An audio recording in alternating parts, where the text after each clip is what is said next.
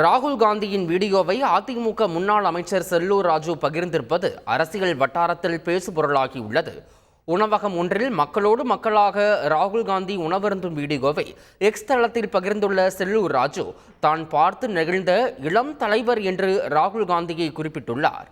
இந்த பதிவுக்காக அதிமுக சார்பில் நடவடிக்கை எடுக்க இருப்பதாக தகவல் வெளியாகியுள்ள நிலையில் விருதுநகர் காங்கிரஸ் எம்பி மாணிக்கம் தாகூர் நன்றி தெரிவித்துள்ளார்.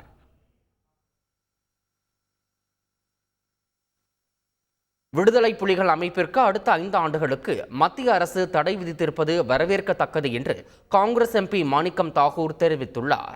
வேண்டிய முடிவு மத்திய அரசினுடைய முடிவுகளிலே வரவேற்கப்பட வேண்டிய முடிவு. எந்த ஒரு தீவிரவாத அமைப்புகளுக்கும் இந்தியாவில் இடமில்லை என்பதனை மீண்டும் காட்டியிருக்கிறார்கள். இது வரவேற்கப்பட வேண்டியது. ஒவ்வொரு இந்தியனும் உண்மையான தீவிரவாதத்தை எதிர்ப்பவர்களும் இதை வரவேற்பார்கள் என்பதிலே எந்த ஒரு சந்தேகமும் இல்லை.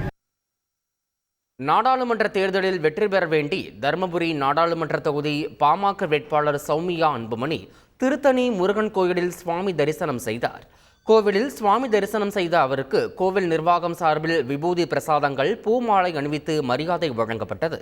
அதனைத் தொடர்ந்து கோயிலுக்கு வந்த பக்தர்கள் சௌமியா அன்புமணியுடன் புகைப்படம் எடுத்துக்கொண்டனர்.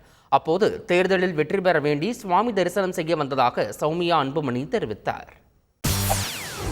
செய்திகளை உடனுக்குடன் தெரிந்து கொள்ள உடனே சப்ஸ்கிரைப் பண்ணுங்க.